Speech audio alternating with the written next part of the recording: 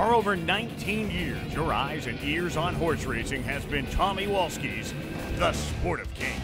On today's show, we'll see what outriders do on a race day. Our race of the week features the BC Premiers. Tommy, get you caught up on all the buzz. We'll find out the logistics in booking the best rider in the world. Our salute to the champions remembers one of racing's equine heroes. And now here he is, BC's ambassador to the world of horse racing, Mr. Tommy Walski.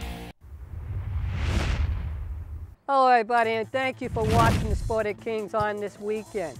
First up, we want to let you know we are covering the Ultimate Horse Racing Championship, which was held last week. But before we get to it, we want to introduce you to an amazing couple who have probably the toughest job here at Hastings Racecourse. That would be Cindy and Darcy Barabee. As for what they do, we're going to show you. We're troubleshooters. When things go wrong with equipment or with a horse or something, we try to get in there and limit the amount of chaos, as it were. You have to be a quick thinker and not be afraid to get in there in a dangerous situation. Most people don't want to do it because it's very stressful. People's lives can be in danger, and it's up to you to prevent something from happening. So that's very stressful for some people, but for us it's just part of the job. Yeah, you have to be somebody that the adrenaline doesn't kick in till well after the incident. So you have to be able to think quite clearly while things are happening. Obviously, the most important part of being an outrider is your ponies. Yes. Absolutely. They're the job. If you're not on a good to excellent horse, you might as well just stay in the barn, because you're not going to be able to do the job out here. Cindy schools all our ponies, and she does an incredible job of it, and I just try not to undo the training that she's done. So.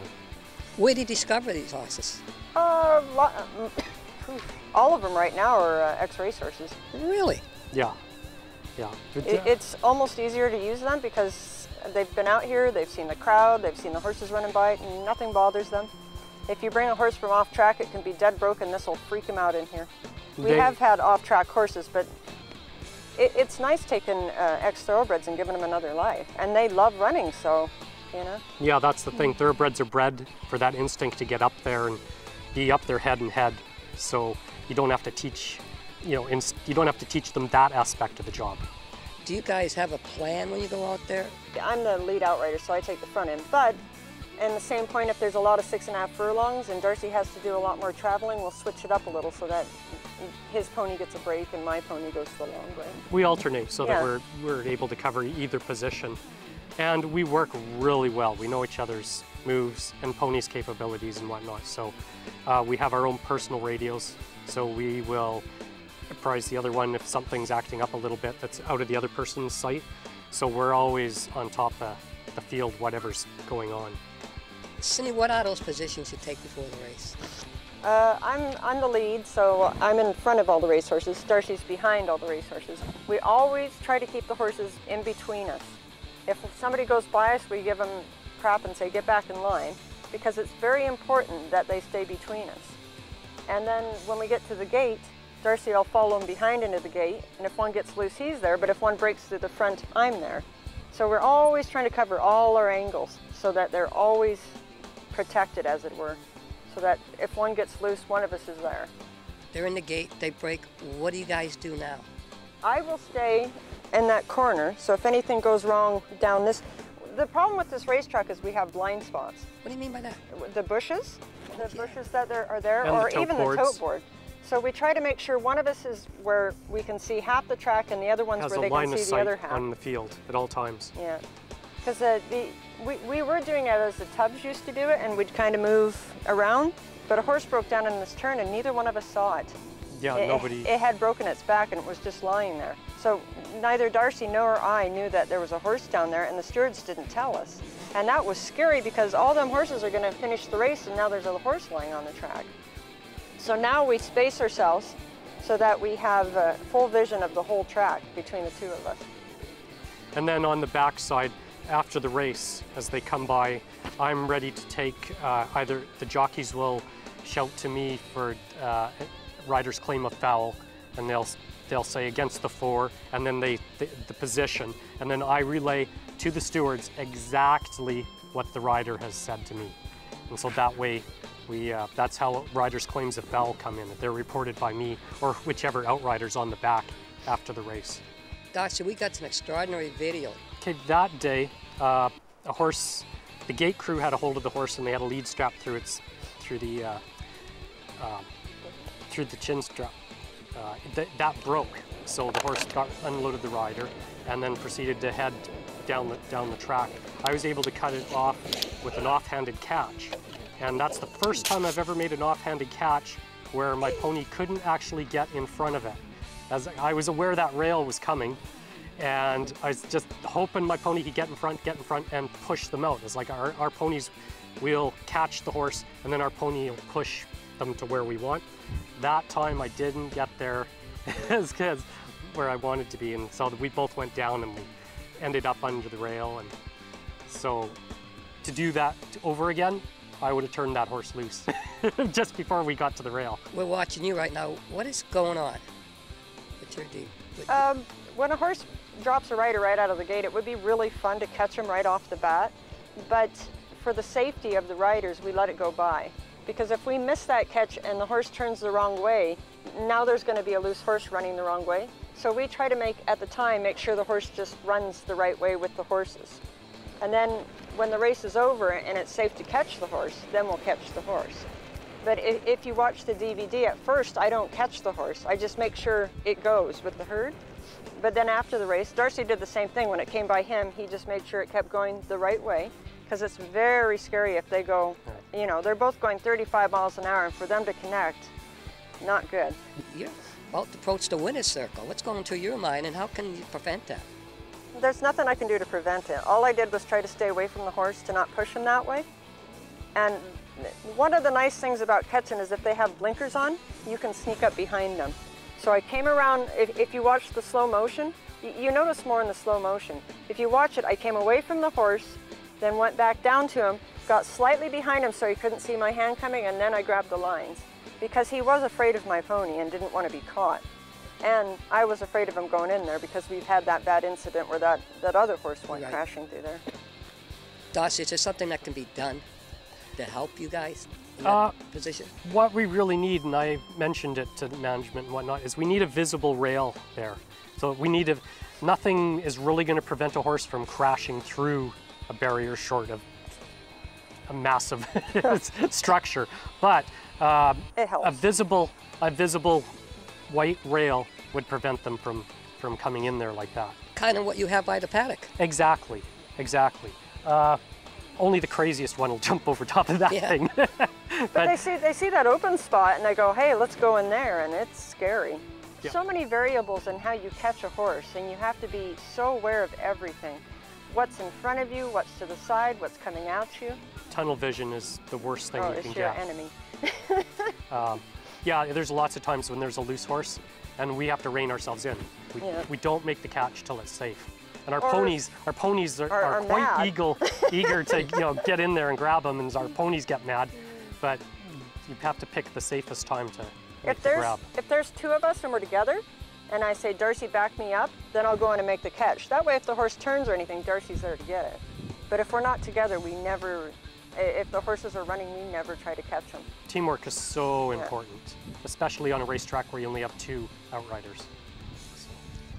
During the post parade, although you're not with the jockeys, is there much camaraderie going on between the riders and if you were ponying?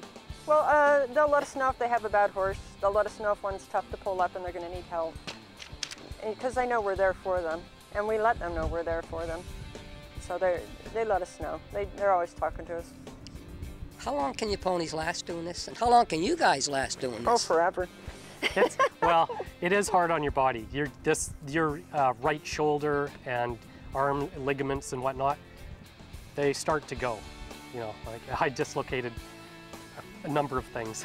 That day I dislocated one of my fingers and bruised my ribs and whatnot. But no, it's incredibly hard on the body. But well, you got to think, these horses are revved up to run, and they want to run, and they don't want to stop. They want to keep going despite anything. So. So, but when you slow down, it's like anything in life. When you slow down, you will stop.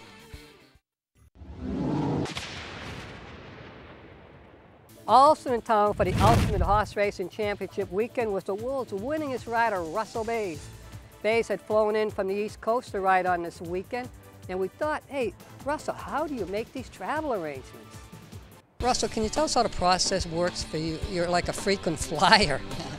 Yeah, you know, I mean, if somebody has a horse that they want me to ride, they get in touch with my agent, and we decide, you know, whether we're going to go ride the horse or not. And then, you know, I mean, I get a hold of either a travel agent, or if it's just a trip to Southern California or up here, you know, I can handle the reservations myself. But if it's a difficult trip, like this weekend where I had to fly to Philadelphia, spend the night there, then fly to Chicago, and then from there to here, and then I go home tonight at 8:30, I'll get a travel agent to take care of that, because they handle those things a lot better than I do. Russell, sometimes can that be tiresome on you? At times, you know, I've gotten where I sleep on the airplane all right, and you know, I mean, as long as I get enough rest, I'm usually ready to go the next day. You got to get paid to do this. How's that work? Well, same way it works, you know, when I'm riding at home. If the horse wins, I get 10%, and if the horse doesn't win, normally I negotiate for 10% across the board. So, you know, I mean, if the horse runs third, then I'll still get 10%.